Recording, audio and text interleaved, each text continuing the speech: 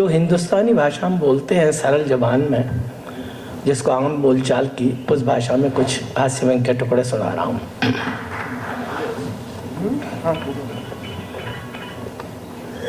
मिजाज से शुरू करके तंज पर समापन करूंगा। ससुराल में हमने साली जी से पूछा, ससुराल में हमने साली जी से पूछा, भोजन करने के लिए जूते खोलने पड़ेंगे क्या? ससुराल में हमने साली जी से पूछा, भोजन करने के लिए जूते खोलने पड़ेंगे क्या? जवाब मिला, खोलोगे नहीं तो खाओगे क्या?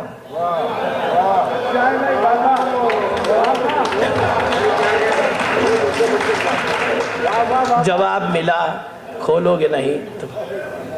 शादी से पहले एक लड़का लड़की देखने आया, तब उसने लड़की से पूछा, आपको नाचना गाना आता है क्या?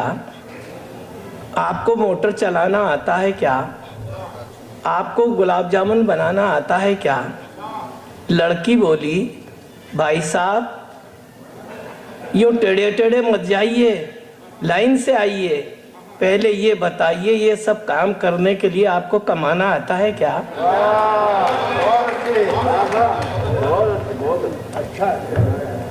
गर्मी के दिन थे, पति पत्नी मियाँ बीवी पलंग पे लेटे, जैसे गर्मी के दिन में अक्सर होता है।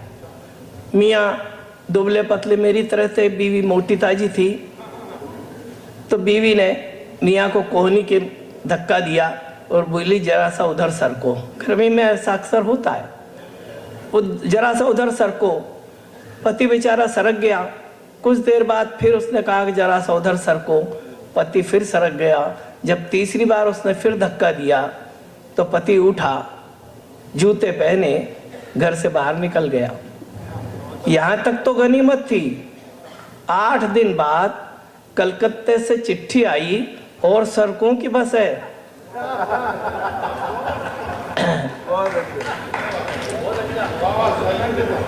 साले साहब बोले, हमको अपनी बीवी पे गुमान है, आंखें गुलाब जामुन सी बर्फी से कान है, गालों को देखूं तो याद होती पेड़ों की, गालों को देखो तो याद आती पेड़ों की, होठों को देखूं तो होता रसगुल्लों का ध्यान है, आगरे के पेठे जैसी मीठी है बोली उसकी, मथुरा की खुरचंद सी खांसी में शान है, हंस दे तो मिस्री बरसे, देख देख लोग तरसे, लाखों और करोड़ों में एक मेरी जान है। हमने कहा, साले साहब एक बात तो बताइए, ये आपकी बीवी है कि पुल्ला रेड्डी की दुकान है?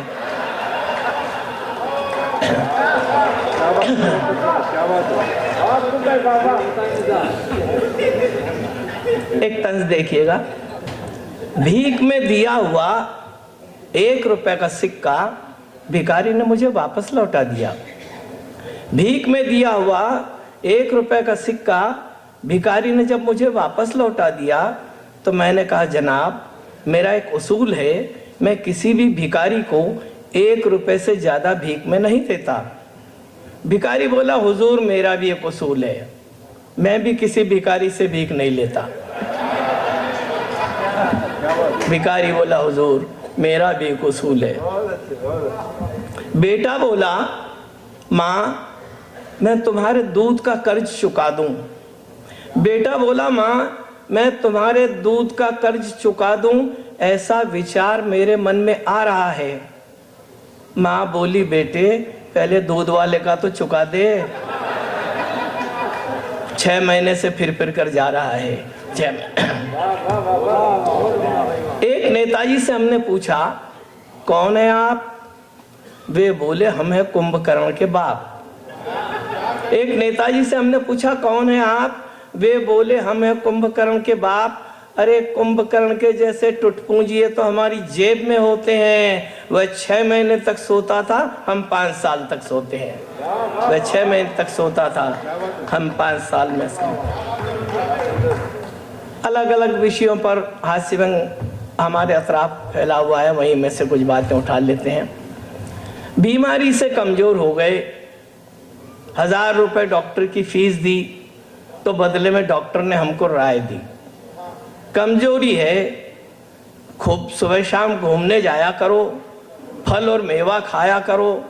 डॉक्टर की फीस देते देते हालत ये है कि फल और मेवा तो डॉक्टर साहब खा रहे हैं और हम सुबह शाम घूमने जा रहे हैं, और हम सुबह शाम घूमने। नेताजी हाथ जोड़कर बोले, ऐसा है नेताओं पे जब तक बात ना हो तो बात तो शायरी खत्म होगी नहीं, हंस तंज़ो मजाकी। तो हम ऐसे ही एक कवि सम्मेलन में चले गए तो वहाँ उन्होंने कहा आयोजकों ने कि भाई नेताओं पे कुछ मत बोलिएगा, क्योंकि यहाँ काफ़ी लोग नेता और लीडर लोग मंत्री आए हुए हैं। हमने कहा ठीक है भाई, हमने नेताओं को छोड़ करके डॉक्टर पे, पुलिस पे, सब पहले सुनाया तो सामने से 2-3 नेता उठ करके बोले, क्यों भाई हम मर गए क्या? बहुत अच्छे, बहुत अच्छे। तो वो भी सुनना चाहते हैं। नेताजी हाथ जोड़कर बोले, भाइयों और बहनों नमस्कार, भाइयों और बहनों नमस्कार। मेरा चुनाव चिन्ह है लंगोटी, मेरा चुनाव चिन्ह है लंगोटी। गांधी जी ने लंगोटी लगाई थी, देश को आज़ादी दिलाई थी। मैं भी गांधी जी के सिद्धांतों को नहीं तोड़ूंगा, सारे देश को लंगोटी लगवा के छोड़ूंगा। मैं भी गांधी जी के सिद्धांतों को नहीं तोड़ूंगा, सारे देश को लंगोटी लगवा के। एक बार हम एक मंत्री महोदय के यहाँ कवि सम्मेलन में गए जी। हाँ, अब बस आखिर समाप्त करता हूँ, एक कविता और सुना कर। जैसे ही मेरी पहली कविता खत्म हुई वैसे ही दाएं पैर का जूता मंच पर आया। जैसे ही मेरी पहली कविता खत्म हुई वैसे ही दाएं पैर का जूता मंच पर आया। मैं घबराया।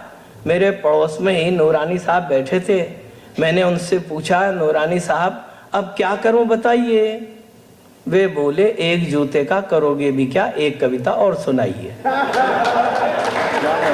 तो एक कविता और सुनाता हूँ। जैसे भाई ने कहा कि मेहमान शोराओं को सुनना है, एक आखिरी तंज के साथ में।